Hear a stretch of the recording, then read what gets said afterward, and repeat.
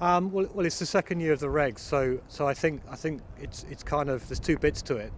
Yes, it's less of a challenge, and we've got less new technology to learn. You know, it's at least familiar to us now. We've had a year of learning how these power units work, how the car needs to be adapted, how the new aero regs work, which were another big thing for last year, and it's a case of refining, and developing around a lot of those known quantities, but equally.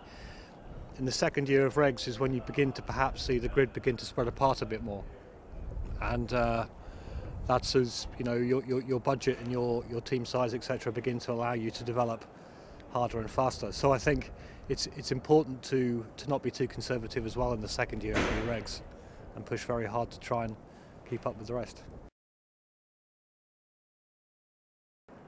I think there were many lessons. I guess the biggest one was that the power unit is a much bigger performance differentiator now than we've been used to for years and years, and that there's much work to do on it as well. It's a very complicated thing, and I think the power unit suppliers have all done a fantastic job to make last year and get their power units working. But it's a much more complicated situation with power units. So I think we learned a lot about the challenge of the power units and the fact that there's still a long way to go with them.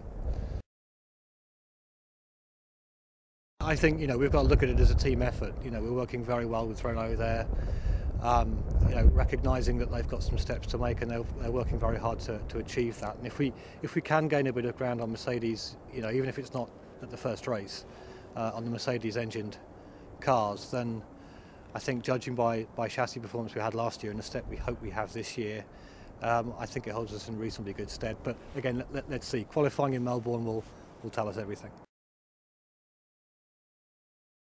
We've been quite aggressive with the car's design. It's very tightly packaged, much more so than last year. We learned some good lessons last year.